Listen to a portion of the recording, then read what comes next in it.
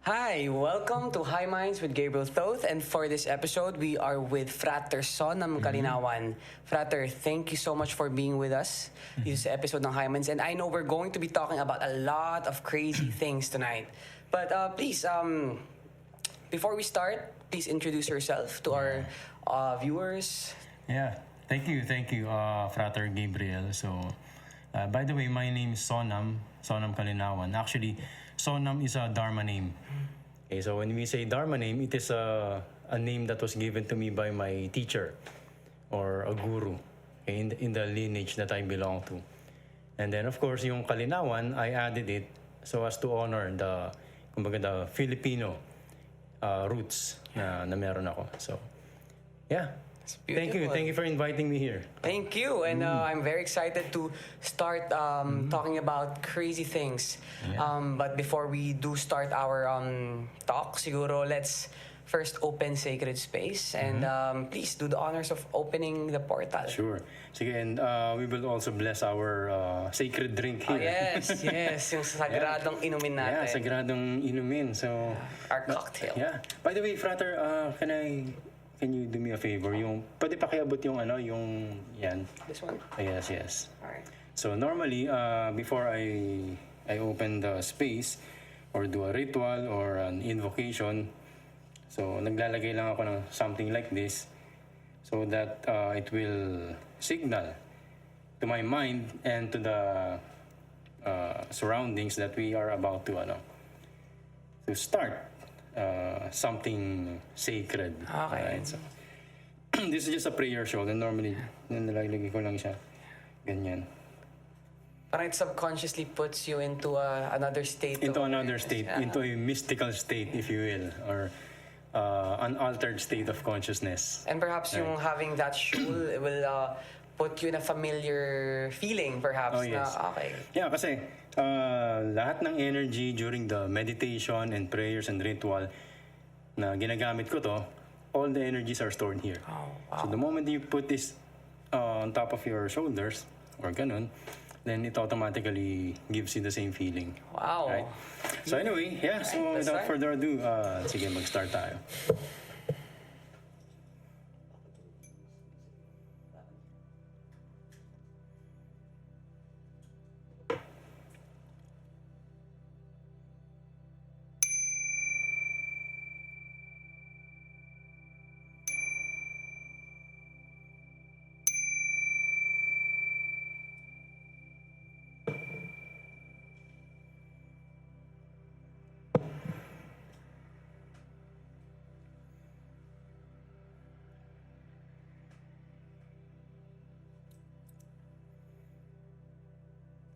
Ata Malkut Vege Bora Vege Dula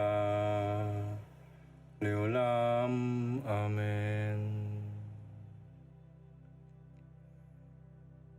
Om Asatoma Satgamaya Tamasoma Jyotirgamaya Mrityorma Amritam Gamaya.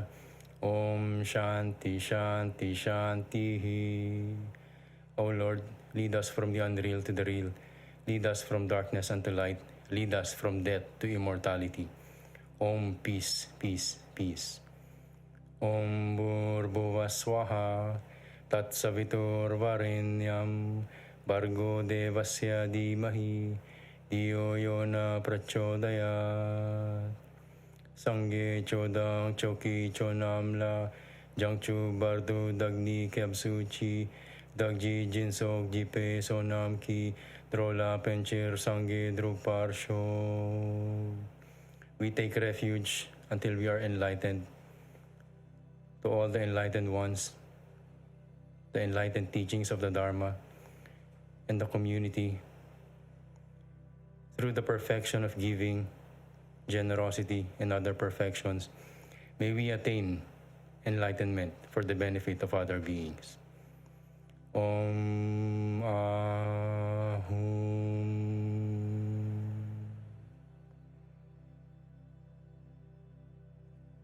All right. So, let's just put our hands on top of the beverage and Just so you know, guys, this is alcohol we're drinking. Yeah. Hindi namin siya sugarcoat. This is actually like a cocktail. cocktail. Yeah. So, And actually, ito beer to. Yes. that's beer. And this one is yung cocktail na sinabi mo. Di ba? So, gawin natin is just put our hands on top of the beverage and we visualize the light is coming into the beverage. Energy is coming from above, entering our head through the crown chakra. And then we are channeling the light and energy papunta sa beverage. And then we are transmuting and transforming this into a sacred beverage. So that by the time that we drink this, hindi na siya normal beverage. It becomes a sacrament, a sacred drink for us. At the moment that we drink this, it will generate great bliss inside of us and will expand our consciousness even more.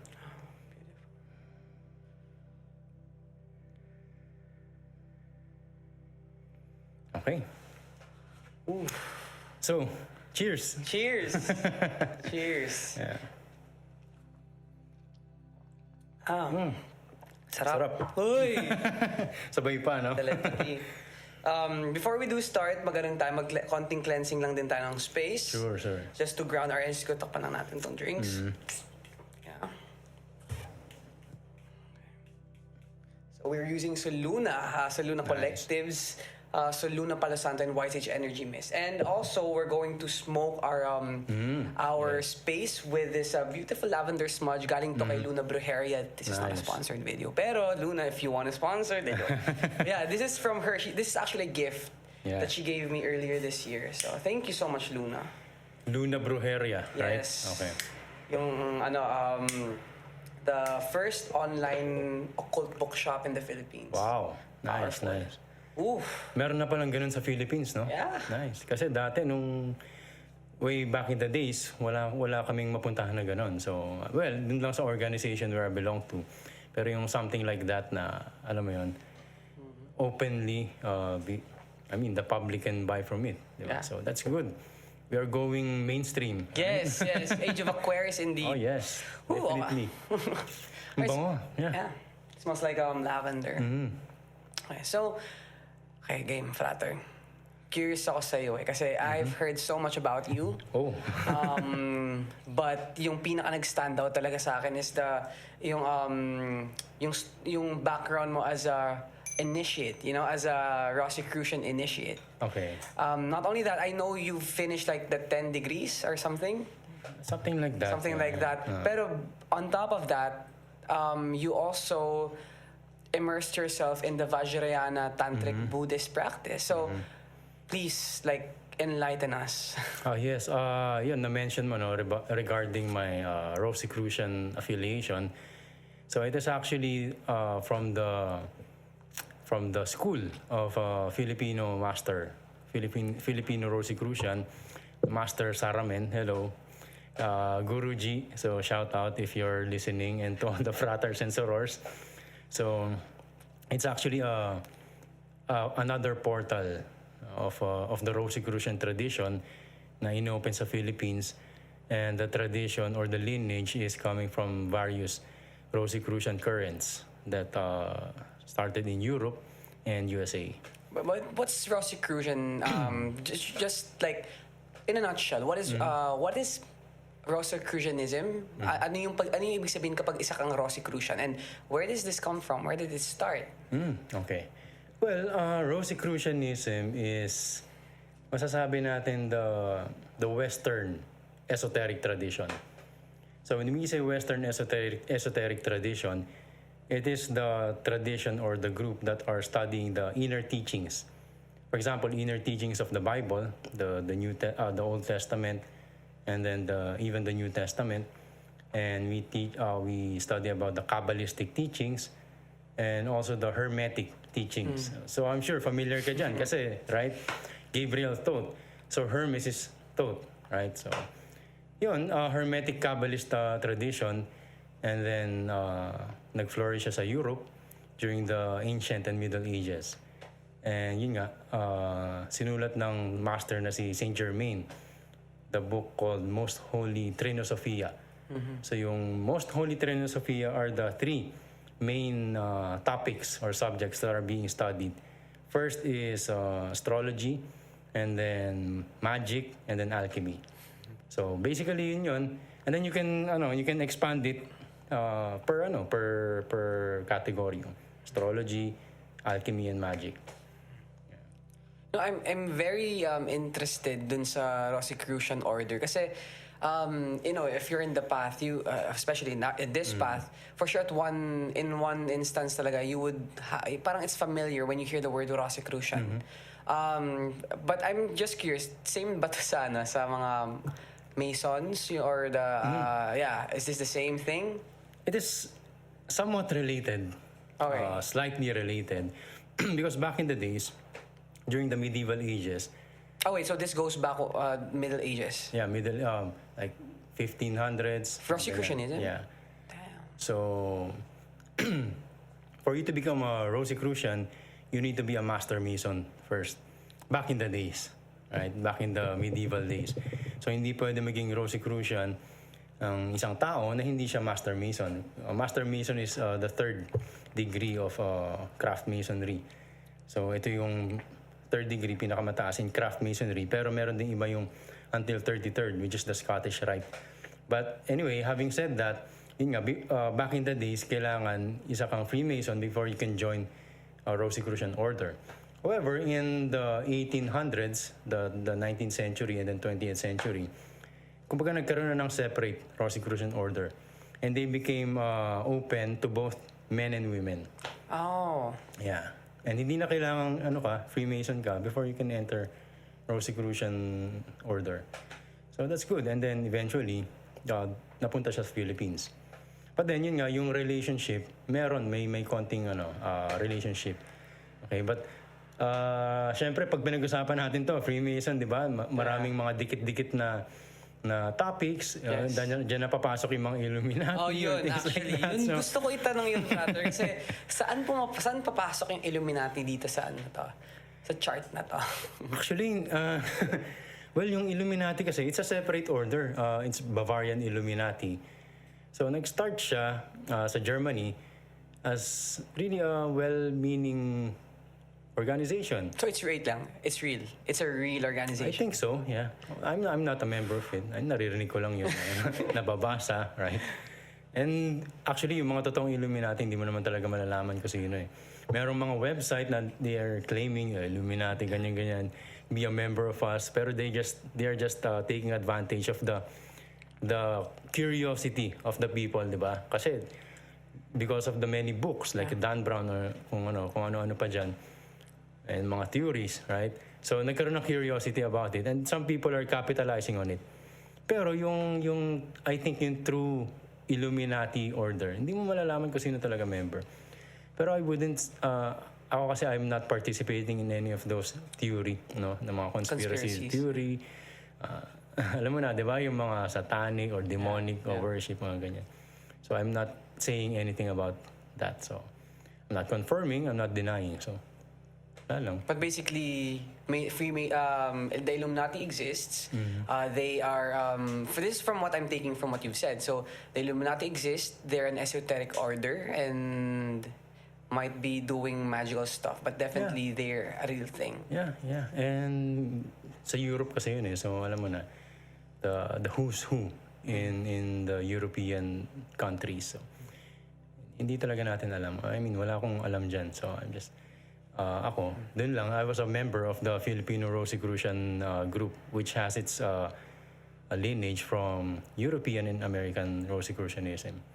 So, yeah, that's about it. Wala.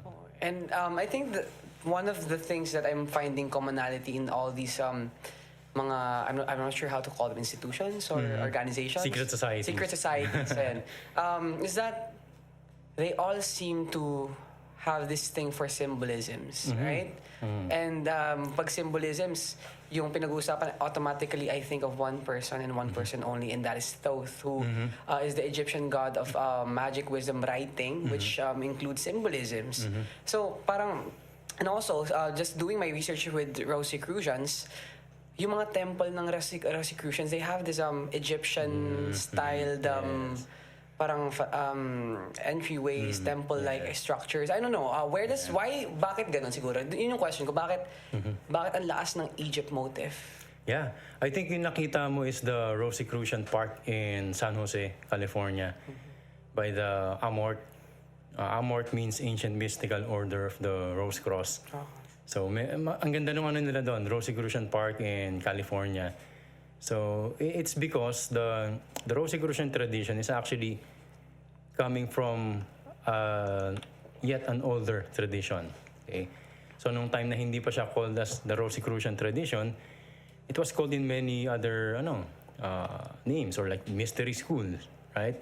The mystery schools of Egypt and sometimes also the mystery schools of Greece, the Eleusinian mysteries. So, doon siya nanggaling? Yeah, galing siya doon, and then eventually, of course, everything merged, the teachings of the mystical sects in Israel, in Jerusalem.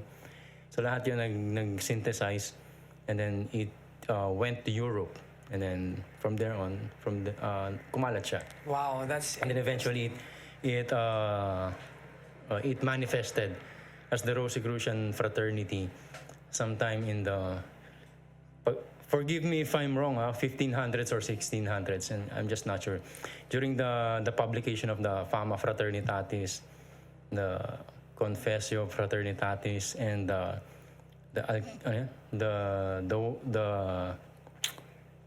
Chemical Wedding of Christian Rosenkreuz. So those are the three manifestos na lumabas in Germany, I think, in Europe, which started the cycle of the Rosicrucian operation in the world. Wow, so ang tagal na pala nito. So ibig sabihin, yung mga tinuturo sa Rosicrucian schools, mystery schools, ito pa yung nanggaling talaga sa mga mystery schools from the ancient times. Yes. Pasa-pasa. Pasa-pasa. Na-preserve. Preserve, yes. Wow. Yeah. So you must know a lot of things, a lot of magical things. Yeah, back in the days, I was a very wide reader, no? Marami nabasa, but yeah, as much as possible, I'll try to remember everything, no? Kasi syempre matanda na ako, so sometimes yung mga nabasa ko dati, hindi ko na maalala. But yeah, many teachings, and actually we are given yung mga tinatawag na monograph, mga ganyan. And then aside from that, the other books na nire-recommend that we read. So, yeah. But I know you also come from the corporate world, so okay, now I'm interested kasi you know all these magical stuff. Tapos you also come from the corporate world. So how did you integrate those two aspects of your life? Na did you use magic to, let's say, manifest more clients, or did you use magic to uplift or parang level up the way you were living your life? Yeah, actually nung umpisa, it was hard to integrate kasi I started with Esotericism around 22 years old, 23 years old. So that was around, I don't know, 16, 17 years ago. Yeah, kasi, well, if you can do the math, I'm about to start my life next year. So, alam mo na, life begins at 30. At 30. So, ayun, kasi pag nasa corporate ka, and then you are starting the esoteric or spiritual path, there will come a time na talagang magkakaroon ng ng parang friction, right? Kasi you are starting to be introduced into a different way of looking into the world, life, and yourself. And then you are still placed in that jungle, the corporate jungle that we call it. And you are interacting with different kind of people. So minsan mahirap kasi pag nando kami sa order or sa organization, okay, syempre you all have the same minds, right? Like-minded people. But then pag bumalik ka na sa office, mahirap na. But then of course the adjustment is there. Pero it took many years yung adjustment na yon. And yung question mo if I was able to use techniques like mystical techniques or mental techniques to probably improve my work or what it is that I do. Yeah, I have used several techniques, Actually, nag-start ako with of course, alam ng mga tao yung The Secret, Law of Attraction, ganyan. Doon naman, karamihan naman actually, doon nag-start, I think. And then eventually, went to the Silva Ultramind system, and then some NLP, and then tsaka ako pumasok sa more esoteric. Pero what did you do exactly? What exactly was it that you were doing in the corporate world? Well, dati I was in the BPO world, and then eventually I was led into the financial industry, more on the investments, insurance, stock market, mutual funds, portfolio management, and then also some real estate, recommending real estate investments to investors. Yeah. So yun nga, I was able to use some techniques to manifest some deals. And then try to improve. Mga ritual ganun. Mga sales namin, mga ganyan, sa team ko. So, nagagamit din yun. Wow. As long as you have the right intention, okay lang naman yun. So, very functional. Yeah, very practical. Okay. There are spiritual aspects of it, and then there are also practical aspects. Kasi hindi pwedeng puro spiritual lang tayo, nandun lang tayo, lumilipad sa spirituality. Nandito pa rin yung body natin. I agree. We are tied up to this, meat. Yeah, meat to this suit, this flesh. Yes. So we still need to function effectively in this world. So in the 21st century, there are still people using magic to really improve their lives. Wow, that's amazing. Kasi like ako, I've just been I've recently remembered my magical self. So I'm still in that journey, pero one thing that I'm learning from you right now is that okay, so pwede ko pala gamitin to make real world changes as well. Yes, definitely. And yun nga, in this modern age, there are a lot of mystical and magical practitioners na hindi mo isipin that they are, they are practicing things like this kasi probably nasa corporate sila, nakasuot sila ng coat and tie, like kagaya sa amin, di ba? Who would have thought na, okay, this guy is a practitioner of ritual magic or mysticism. I mean, one of my mentors, one of the, alam mo yun, multi-millionaire brokers, stockbroker, and then tinanong ko siya, sir, ano ba secret mo? Why are you so successful? Ganyan. Then in-invite niya ako sa office niya. Sige, tuturo ko sa'yo. Tapos umupo lang siya. Pumikit. And then naghintay ako for some minutes. Wala naman sinasabi to. Sabi ko, okay, baka nag-iisip na sasabihin. Ganyan. And then tumagal. Sabi ko, napapakamot na ako. Sabi ko, anong ginagawa nito? Ano bang ituturo sa akin ito? So tumagal lang, I think 5 to 10 minutes, wala siyang sinabi. So nagtaka na talaga ako. And then pagdilat niya, sabi niya, okay, did you get the teaching? So talagang nagtaka ako, ang teaching pinagsasabi mo, wala ka pa nga sinasabi. Pero ang gusto niya palang sabihin doon is, nagme-meditate pala siya. Kasi di ba tinanong ko, what is your secret? Ganyan. Yun yung gusto niyang sabihin sa akin, meditation. So nag-meditate siya, and then from then on, in-explain niya sa akin what is meditation. And then sabi niya, there are even more deeper practices than this. So from there, nag-open yung mind ko, okay, I never thought na yung tao na to na very, alam mo yun, corporate or hindi mo isipin na nagpa-practice ng ganun. Kasi minsan isipin natin, di ba, yung mga spiritual or mystical or magical people, mga weirdo ang itsura. Yeah. Ganun ang thinking natin pero hindi pala. May crystals. Mga ganun, kung ano-anong pinagsusuot na kagaya nito, mga bala, ganyan. Yan, di ba? So, yeah. Hindi natin malalaman na in this modern day and age who are the real practitioners. Wow, so it's very hard to judge talaga with the eyes. Oh yes, definitely. Unless we open our inner eyes. Yeah, the inner eye. Yes. This is just one, diba? This is just one out of your many stock knowledge, your branches of knowledge. Pero I also know that you're a Vajrayana Tantric practitioner. Yeah. Okay, so alam ko hindi lahat ng tao alam ko ano yung Vajrayana Tantric practitioner. Pero alam ko if you're in this path and you've at least heard the word Tantra or Tantric, the second concept or word na papasok sa isip is, you guys know it, right? Yeah. So siguro, I want to take this opportunity na rin to clarify some things about Tantric practices. Pero siguro please introduce your practice muna as a Vajrayana Tantric practitioner. So what's that? Yeah, yun nga. So, nung naging member ako ng esoteric orders, Rosicrucian, mostly Western tradition, right? That was around 2005 or 6. And then eventually, na-introduce ako sa mga names na ganyan, Vajrayana. Because in that organization, merong parang isang division na they are calling it Vajrayana. And then nag-research ako more and more about Vajrayana and I felt drawn to it. And then eventually, nagsika ako ng yung talagang lineage. What's Vajrayana? Okay, Vajrayana is the third sabihin nating division, main division of Buddhism. So Buddhism is divided into Somewhat like that, general division of the Hinayana and then the Mahayana and then the Vajrayana. So Hinayana is the smaller vehicle, and then Mahayana is the greater vehicle, and then Vajrayana is the diamond vehicle, which is the Tantric form of Buddhism. So can you just clear out kung ano ba yung differences or siguro din the similarities as well? Okay. Well,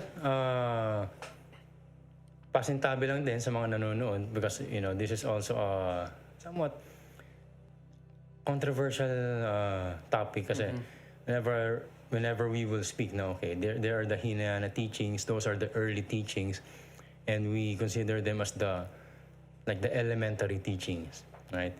And then the Mahayana will be considered as the high school teachings.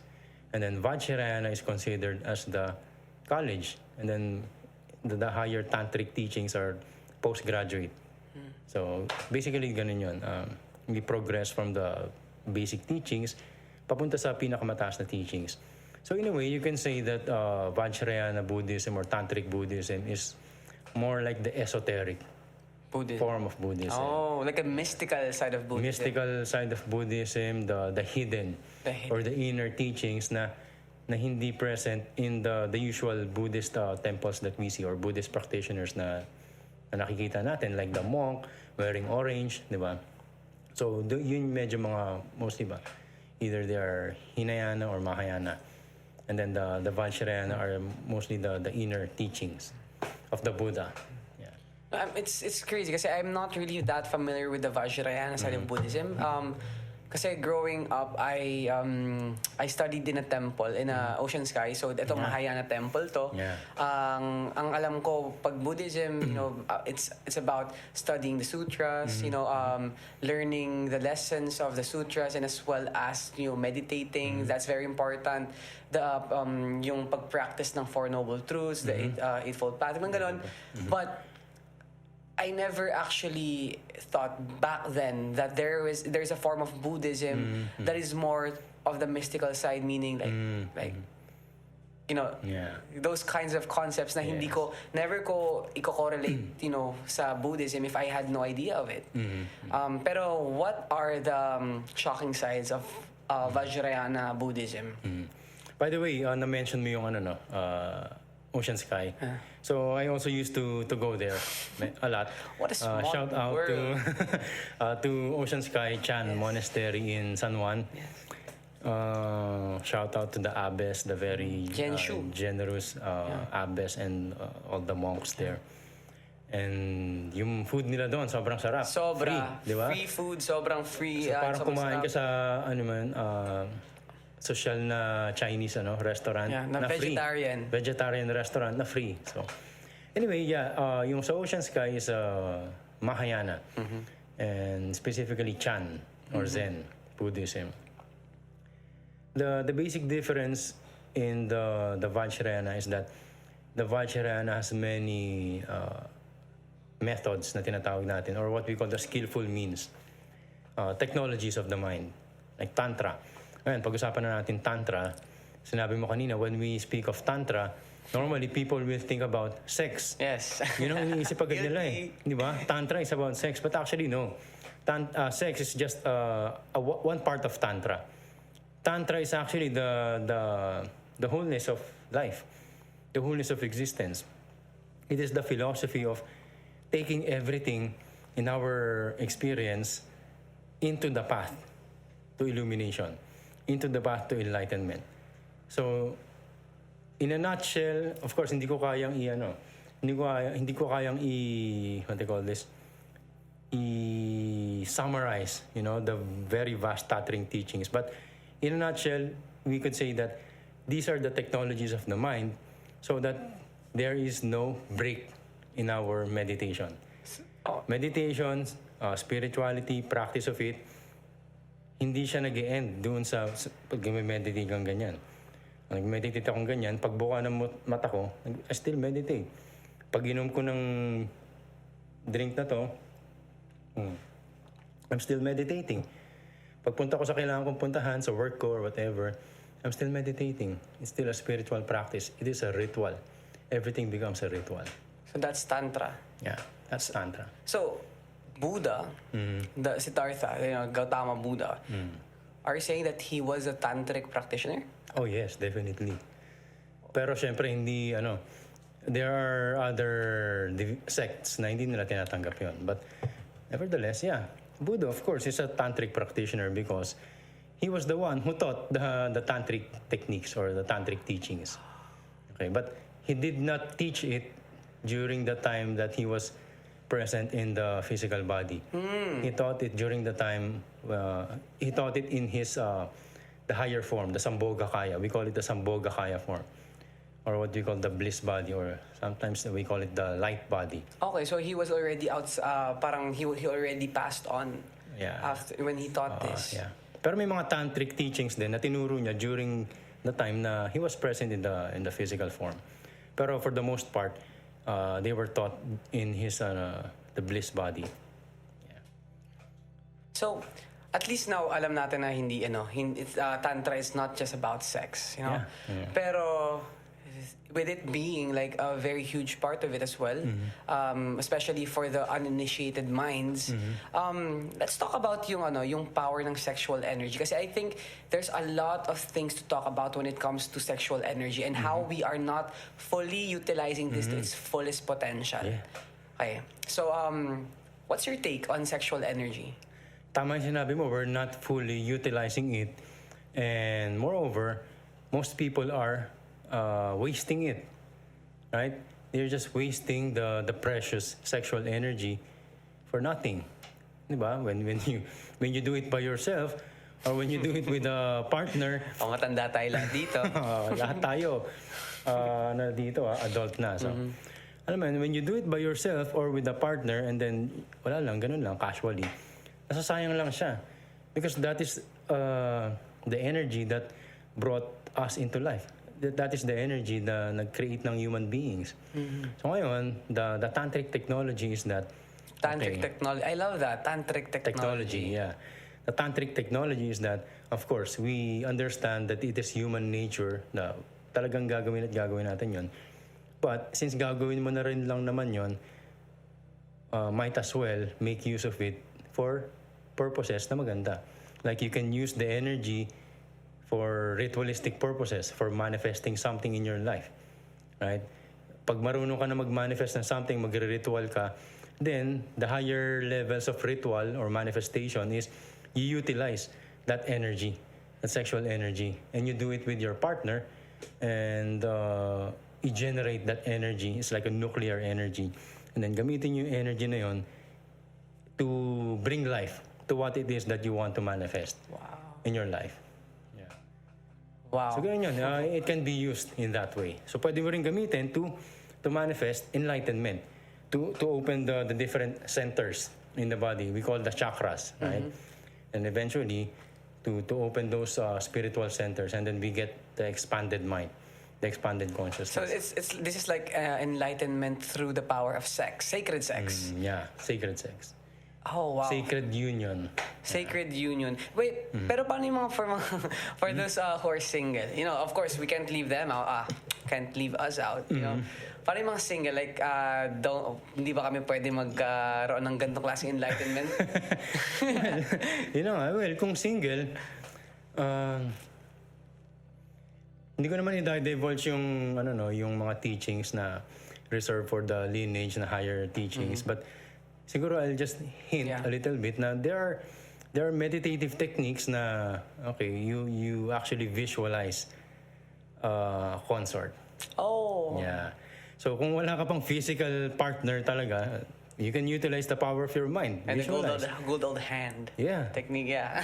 And sometimes you can just self-love, di ba? Pag ginagawa natin mag-isa, then that is also one thing. Kasi na-generate pa rin yung energy. So hindi naman kailangan na may partner ka. If you do it by yourself, you generate the energy. Might as well use that energy for good purposes. To open up your chakras, to manifest something, right? Huwag natin sayangin. So, yung sinasabi mo wag sayangin, is this you saying wag iputok, ganun? No, kasi really, like, di ba? Like, this is, we're talking about Tantra right now, and we're talking about this liquid that is so powerful that it can seed, you know, an egg, that it can create a baby. So, whenever we like parang syempre we tayong mga lalaki, whenever we pag nilabas, is this us wasting this power? Pero how By the way, this practice is both for men and women. So tama yung sinabi mo, we do not what do you call this, ang tawag doon, release. There are practices na talagang hindi i-release yan. And therefore, you need to strengthen the power of your muscles down there so that mapipigilan mo siya from coming out. And then, ang gagawin mo is that you will circulate the energy that is generated. You circulate it in your orbit, microcosmic orbit, or you put it in the central channel, okay, to awaken the chakras. Something like that. So, pero sa tantric teachings hindi naman very strict na talagang wag i-release. Sa Taoist siguro mas strict, sa Chinese inner alchemy talagang sinasabi nila never ever release. Pero sa tantric hindi siya strict. There are practices or rituals na the release is part of the practice. So kailangan i-release. You know, it's funny kasi like when I was studying in Ocean Sky, and this was me from 11 years old to 16, we were always told na this, I think this is a Buddhist virtue, na parang no to sexual misconduct. So me hearing this, na parang Buddhist schools teach sex, you know, it's a bit mind-blowing for me. Pero I do feel like this is something that we do have to acknowledge and talk about kasi we all, whenever we talk about sexual energies, kasama dito din syempre yung concept ng Shiva Shakti, right? I know a lot of people are already familiar with the Shiva. Nataraj. I know a lot of people are already familiar with the concept of divine masculine and divine feminine. But how does this really play out dito sa tantric tradition? Are there any differences dun sa syempre mga alam natin right now in this new ager kind of setup? Is there a difference in terms of the teachings from the old scriptures than to what we know right now? Yeah. By the way, yung tantric teachings talaga is you can also say that it is also part of the Shaivite teachings. So when we say Tantra, there is Shaivite Tantrism, and then there is Buddhist Tantrism. So meron ding Shakti Tantrism. So, syempre, sasabihin ng mga Hindus na ang Tantra originally came from Hinduism, and then eventually adapted by Buddhism. But it's all good, alam mo naman. Okay lang naman yun, di ba? Alam naman natin na si Prince Siddhartha was also part of the religion, the Brahmin or Brahman religion. So, okay lang yun. It is a shared practice between the Hindu Tantra and the Buddhist Tantra. May mga konting differences lang in terms of forms, names, and procedures. I know this is a bit controversial, pero I know you've read a lot of scriptures, Buddhist scriptures. And you've probably read so much more than I've read at this point. I'm curious to know though, if the Buddha, you know, parang didn't judge sex in the context that we judge it now. You know, tayo mga modern humans. And knowing as well that the Buddha had a son, si Rahula, and a wife that naging Buddhist nun then after the Buddha started accepting mga women into the lineage. Again, I know this is going to be very controversial, but I ask this with I ask this with pure curiosity. Okay? Did the Buddha have sex? You know, when he was the Buddha? Well, definitely nung hindi pa siya lumabas sa kingdom, he had plenty of of encounters. Diba? So siguro let's rephrase that question. How was the Buddha's sex life? After enlightenment? Yeah. That I cannot confirm. Pero probably. Well, parang safe yung sagot ko, no? Well, yun nga, that I cannot confirm. Pero, hindi natin alam talaga eh. Pero what I can say is that there are Tantric Buddhist masters who had sex. Really? Oh yes, definitely. A lot. And those highest enlightened ones. When you speak of Padmasambhava, the great master, lotus-born Padmasambhava, and then the Drukpa Kunli, the divine madman. Madman. He was actually reported to have sex with different women, and then that is how he enlightens the women by making love with them, and then eventually the woman gets enlightened. Okay, but of course, yun nga, if people hears this, it will tend to be it tends to be misused or abused. Kasi baka mamaya may mga magpanggap na dyan, di ba? Sa Facebook. Madami dyan. Yeah, I am a tantric master. I feel you need sexual energies. Parang ganun. Yeah, tapos i-invite nila yung isa na yung the opposite sex na do you want to be enlightened, ganyan. But anyway, there are many tantric Buddhist masters who use this method.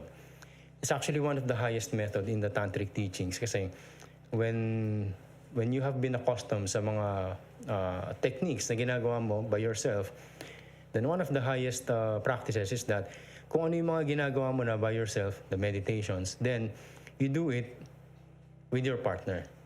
Pero syempre, kailangan muna you have years of practice meditating alone. Meditating kung ano yung marami mga tantric meditative practices. Then the higher teachings is that you do it with the consort. We call it consort. And even mga modern masters like Shogyam Trungpa Rinpoche, the great Tulku, very enlightened person and also very controversial. How controversial? Very, very controversial. Kasi he shocked the Western world. Kasi during the Chinese invasion ng Tibet, syempre umalis sila sa Tibet, and then eventually nag-landing siya sa UK, and then start siya magturo, di ba? Buddhist, High Lama, Lama, not even a monk. Not just a monk, but High Lama. A Tulku. A Tulku is someone who is recognized as a reincarnation of previous great beings. So parang Dalai Lama? Parang Dalai Lama, yes. Something like that. So although, of course, the Dalai Lama is the leader, the political leader and spiritual leader of Tibet. Pero maraming schools kasi, four schools. Yeah. What are the 4 schools? We have the Gelugpa, the school of the Dalai Lama, and then Karma Kagyu, to where I belong, and then the Nyingmapa, and then the Sakya, the 4 main. Pero meron pang mga mga ibang schools like the Jonang and so on and so forth, the Bon. And yung si Chongyam Tulku, what made him controversial? Well, yun nga, kasi shinak niya yung Western world eh. Kasi nung nagtuturo na siya about Buddhism, meditation, technology of the mind, and then, of course, nakasuot siya ng robes for Lama. Nung una, okay pa, syempre, diba? Tinuturo niya lang yung mga basic teachings lang. And then, nung talagang ni-reveal niya na yung fullness of the teachings and how he behaves, syempre, hindi na, yung iba, hindi nila kayang tanggapin. Kasi, like for example, he does a Dharma talk. Habang nagda-Dharma talk siya, umiinom siya ng whiskey. And sinasabi nga na most of the time, yun na inom niya is isang bote na. And this is a Lama we're talking about? This is a High Lama. High Lama. Like a Rinpoche? Rinpoche. Rinpoche means a precious one. So, yeah, yun. Kaya ito, parang ginagaya-gaya ko lang siya. Just gaya-gaya tayo, di ba? So, Ako kasi personally, I've come from a 3-year no alcohol lifestyle. Kasi when I spiritually awakened, I had this constant judgment sa mga taong umiinom na parang, ba't yun nilasan sarili nyo? Spiritual na ako. I don't think I'd ever drink again kasi this is very unspiritual. But then again, those judgments that I had with alcohol made me more stuck than I was, diba? So, I think here's me trying to understand more of this world without judging it. So, hearing about this High Lama who does Dharma talk na umiinom, it's really, really shattering so many things in me right now. Yeah. Like, I can't even comprehend, like, how would a High Lama do a Dharma talk tapos be drinking? Wasn't he like concerned how people would think, or wala bang nagagalit sa kanya? Other, elders perhaps? well, in terms of being concerned, siya concerned. No, in fact, it is one of the ways. Wasn't he like concerned na wouldn't people see me as a very unspiritual lama? Ganun. Kasi like ako ganun ako minsan I have this kind of thing na if this is something unspiritual, I don't want to do it. Well, actually, yun nga eh. That is one basis if a person is really liberated. Liberated, spiritual liberation, moksha. And part of it is liberation from concepts and ideas na imposed by the society. Such as alcohol being bad. Alcohol being bad, that is a concept or idea. So if you are liberated from it, then it doesn't make sense to you. It doesn't matter to you. Or yung like concepts like yung mga babae na nagpapasexy or sluts. That is a social idea. But then you have to be liberated from it. And there are a lot of girls, ngayon, modern girls na ganon. Meaning, they are not necessarily sluts, hindi sila masamang babae. Pero they just want to dress in that way because they want to feel sexy, they want to show the world. So, alam mo yun, this is something shattering. Because the very aim of the highest teachings in spirituality or tantric teachings is to really shatter the illusions and delusions of many people. Pag na-shatter na yung illusions na yun of what life is supposed to be, how we should act, things like that, then you are left with the truth and nothing but the truth. Diba?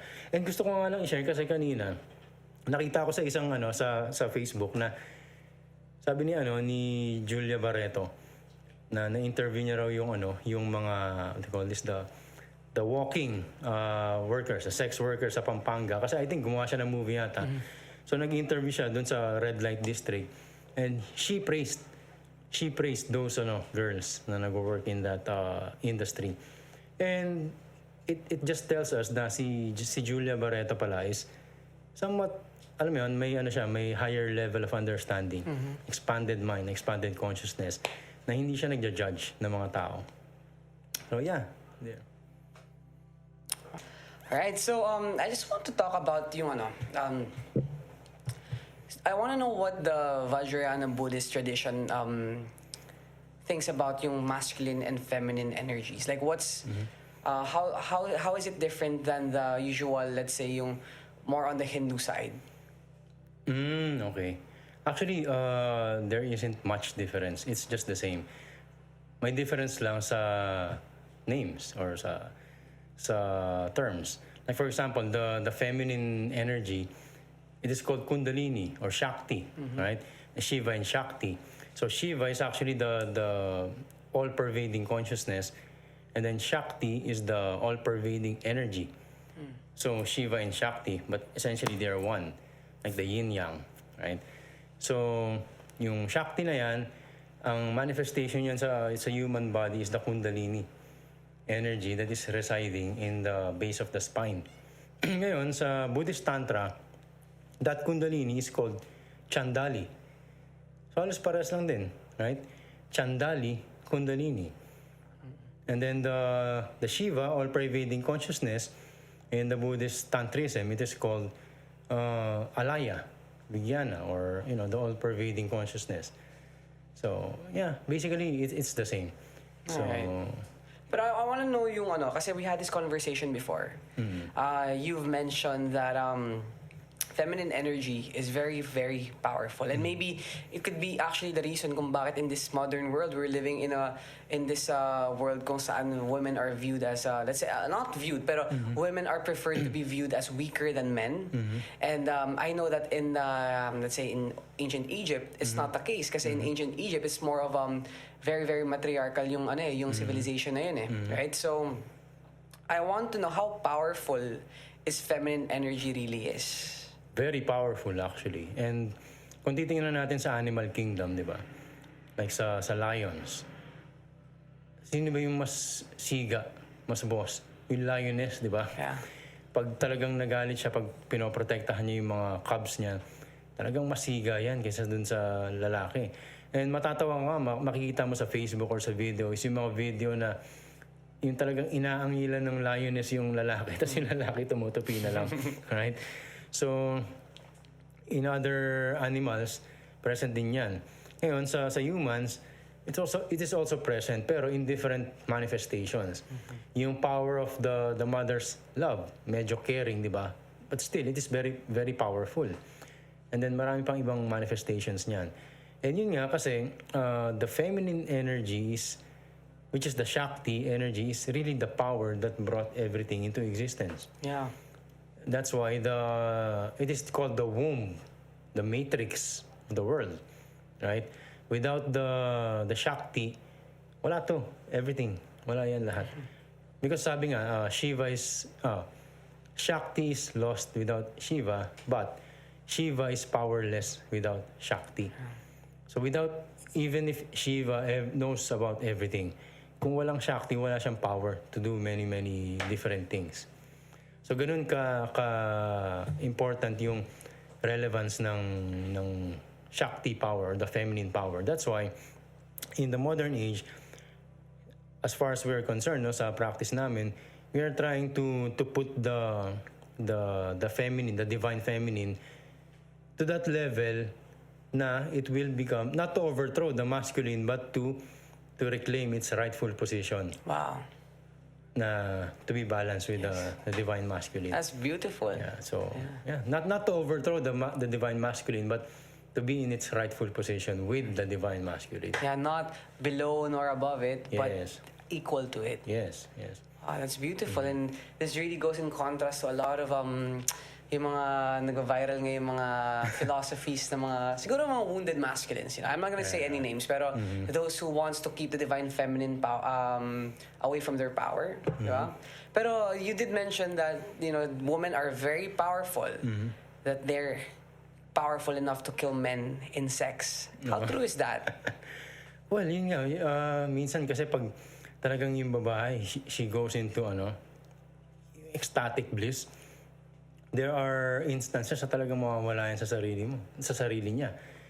And minsan, yun nga, yung psychic energy ng babae, pag malakas talaga, maaaring kainin yung, alam mo yun, yung energy ng lalaki. And then eventually, baka lamunin siya. Something like that. But other manifestations, physical manifestations, like pag sobrang nag-ecstasy yung babae, baka kung ano magawa niya, mawala sa control. Like, yung sa movie na Basic Instinct, although sinasabi nila yung sa movie na yun, parang killer talaga yung babae. But yun nga, habang nasa ecstasy of bliss, then nakakagawa siya ng something na napapatay niya yung Pero of course, mga lang naman yun. Very rare occasions. Pero sabi mo nga, nakita rin yun sa mga animals, right? So, in your research, yung kumbaga yung female naka-devour ng Yeah, like the bees. I've heard that when bees have sex, the women kill the male bees afterwards, and so there's let's say octopus, many animals in the animal kingdom seem to exhibit this. So I'm not shocked to find out that women can kill men through sex. So that's how powerful feminine energy is. Yeah, it's powerful. I mean, yung power ng women, it is something that can, alam mo yun, it can utilize many men to do some things. Yeah. Because of the power of their femininity, they can make many men do some things. So imagine that power. it's not physical power, pero it's power. Psychic power, ganun? Something like that, di ba? Wow. Lahat tayo matatanda na dito, di ba? Minsan they are calling it the power of the pussy. So, pasensya na kayo. I know this is supposed to be a spiritual talk, but who says, I'm a tantric practitioner, so we should be liberated from many things like that. Yung concepts na, saying a word like that is inherently bad. So why should we be ashamed when we talk about sex? Why should we be ashamed when we talk about dicks or pussies, right? It's normal, it's human. Everything is spiritual at core. Yeah, exactly. Doon nga tayo nanggaling eh. Like, di ba? Like the sperm comes out of a dick. Eggs are produced inside the, the woman parts.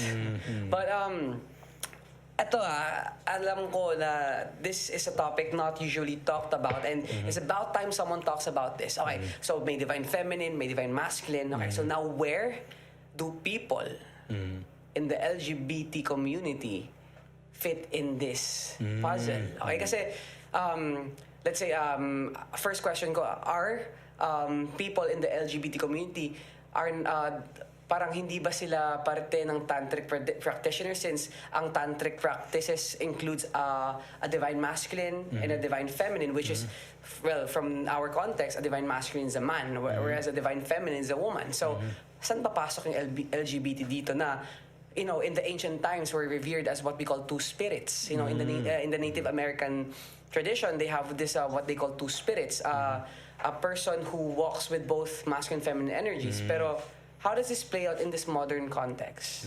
Okay. Well, I guess since yun nga sa tantric teachings and practices, kumbaga we are avoiding yung dogmas and concepts and ideas. So although I cannot speak for that community, kasi syempre hindi naman ako part of that community, but what we can say is that walang judgment sa kanila. There's no judgment for them. So kung ang tanong is, yung bang mga member ng LGBT community, can they still make use of these teachings, philosophy, and practices, even if, syempre, parehas silang lalaki o parehas babae, di ba? I think pwede pa rin. As long as there is someone who is, what they call this, performing the role of Shiva, and there is someone who is performing the role of Shakti. Pero siyempre, yung mundo ng LGBT, makulay, di ba? So, pwedeng minsan, yung isa yung Shiva, yung isa yung Shakti, tapos minsan mag-change sila ng roles. Yung isa naman yung Shiva, isa naman yung Shakti. So, I don't know how they will do it, but they can be creative with it. Everyone is entitled for it.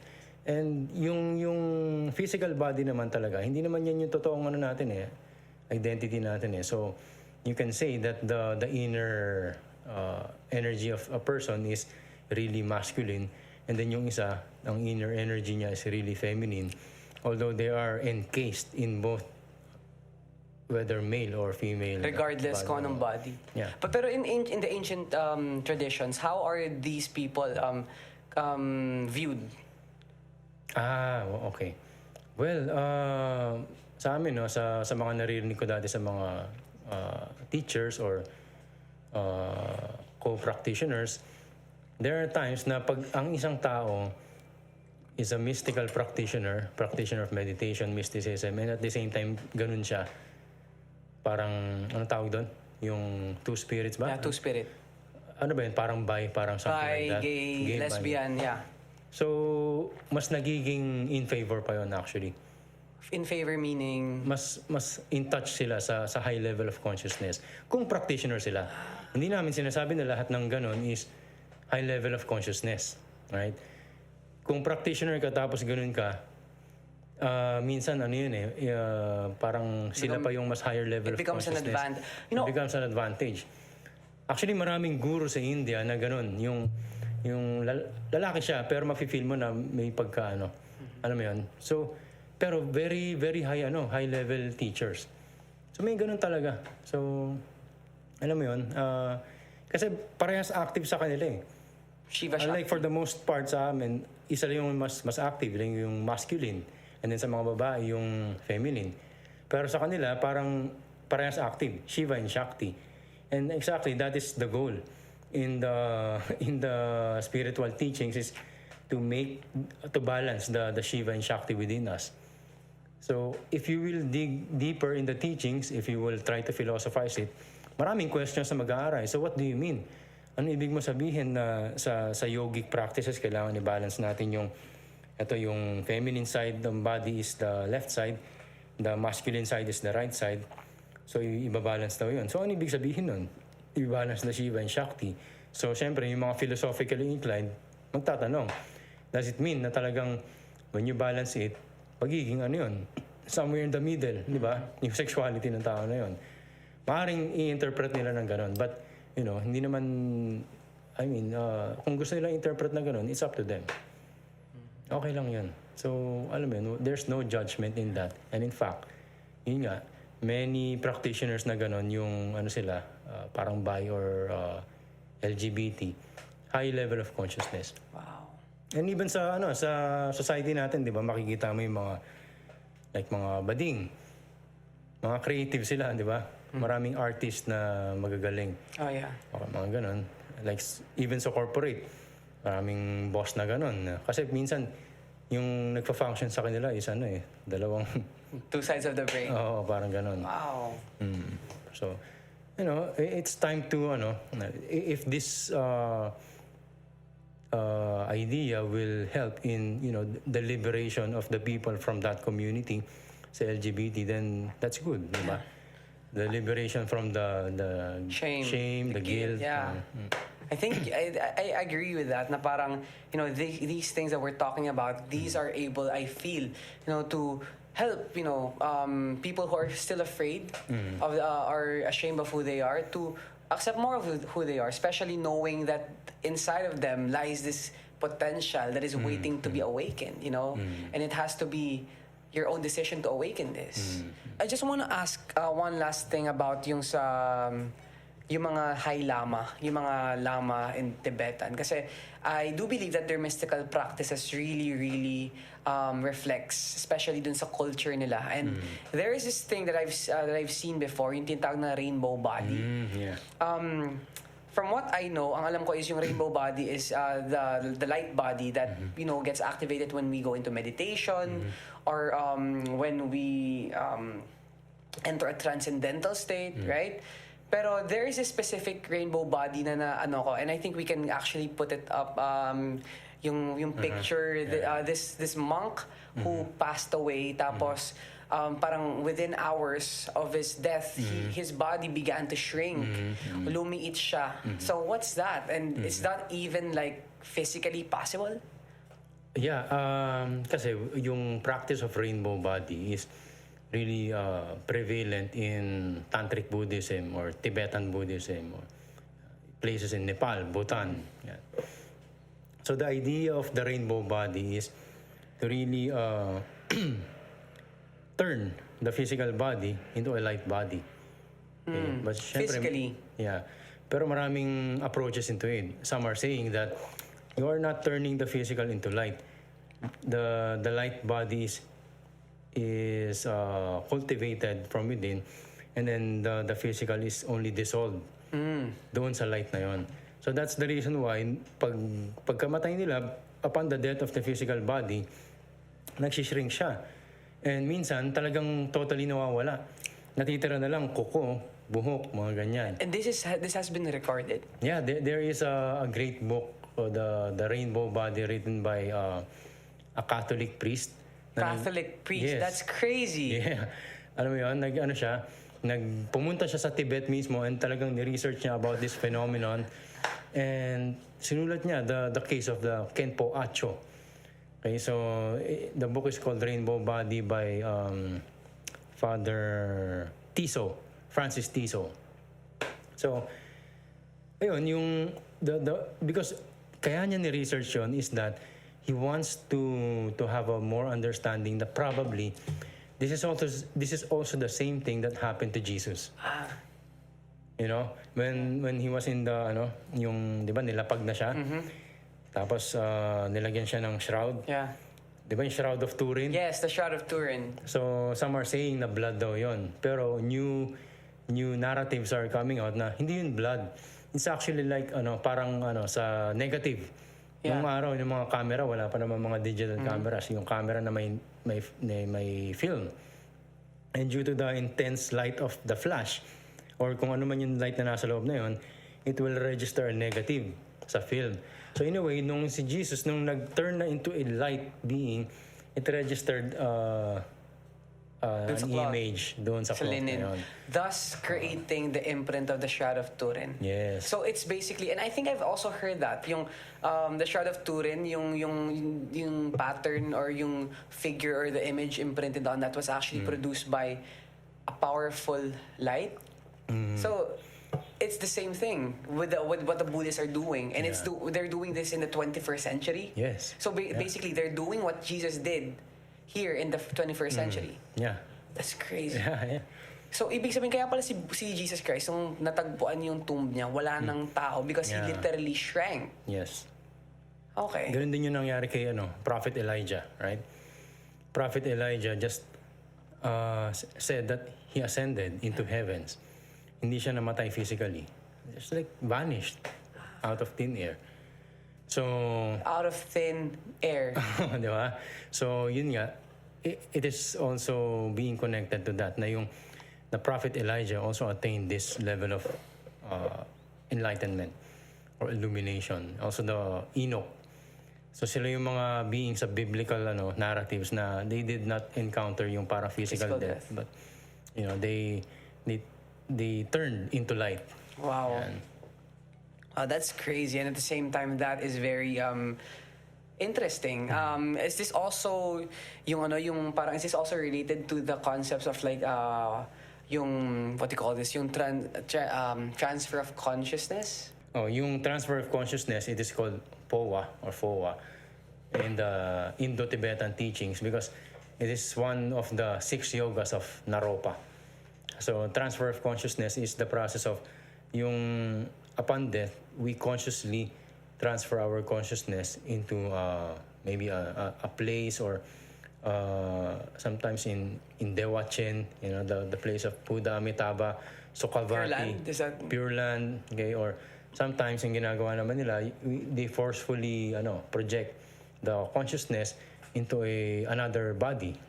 So parang ini-eject yung or kung hindi man i-eject, dalawa sila doon, pero syempre mas active yung high level consciousness para tuloy-tuloy yung kanyang activity operation.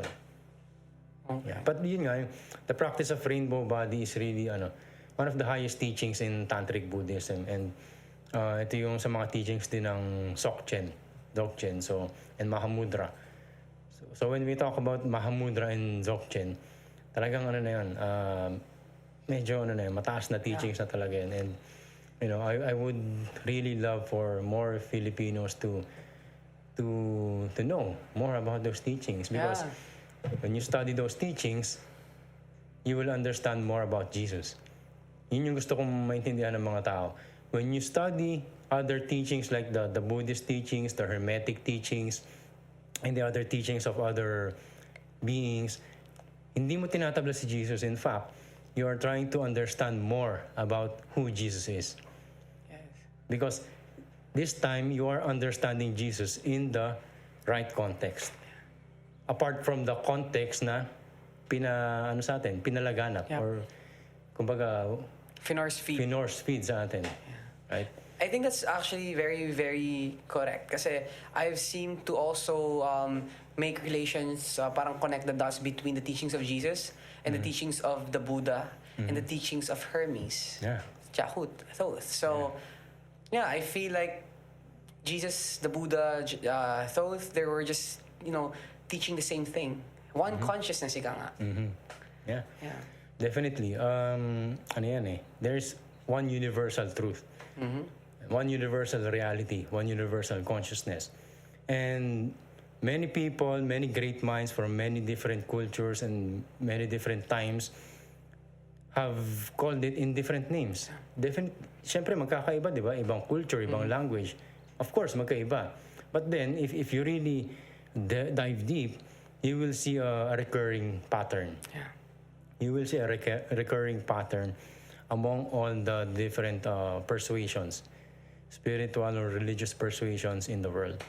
Okay, but I'm not saying that all religions are the same. But what I'm saying is that there is a thread of truth that binds every religion or tradition. So parang merong thread, universal thread, then merong mga different beads or garland in that thread. Na iba-ibang itsura, ganyan, right? So, but then there is a underlying thread among them. That's beautiful. And I could not agree more. But yeah, we're here at the hour mark, so we're gonna close the sacred space now. And thank you so much, Frater Sonam, for everything that you've shared, for everything that you've explained, and for the medicine of information that we're about to, share with the rest of the world through this video. Which at core, we know this podcast is medicine of the soul, and we heal through the medicine of information. Not only information, knowledge and wisdom, right? So, sabi ko nga, di ba? This is the best medicine among all medicine. If you give information, knowledge, and wisdom to people, that is the best medicine that you can give to them. It cures many different illnesses, both physical, mental, emotional, spiritual. So we're about to revolutionize esotericism in the Philippines, spirituality in the Philippines. We go mainstream, okay? Gone are the times na, alam mo yun, clandestine, very occult or hidden.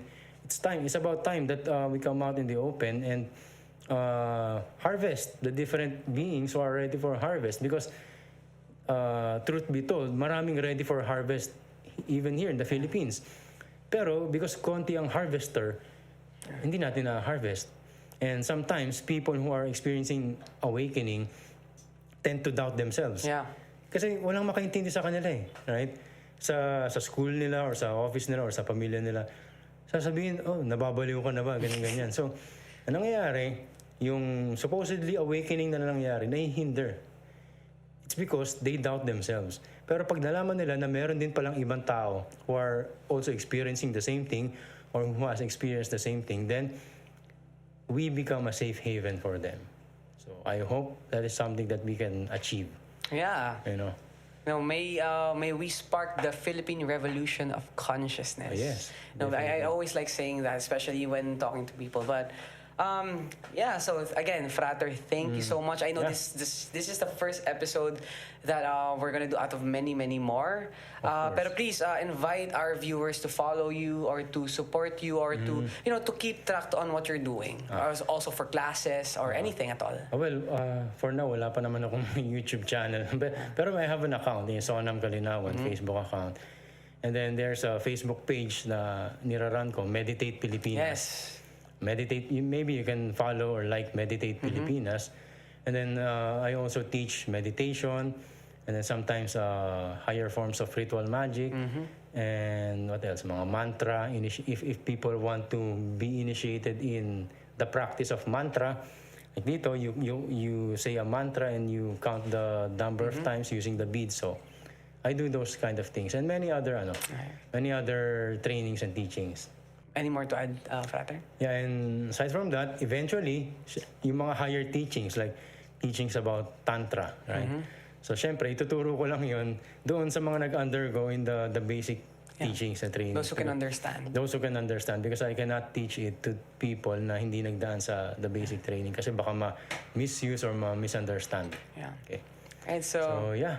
Thank you again, and until the next episode of High Minds with Gabriel Thoth, we end this by saying Dua Jahut. Dua Jahut. Dua Jahut. Thank you. Thank you so much. Thank you. Om Muni Muni Maha Muni Soha. Om Namah Shivaya. Om Namah Shivaya.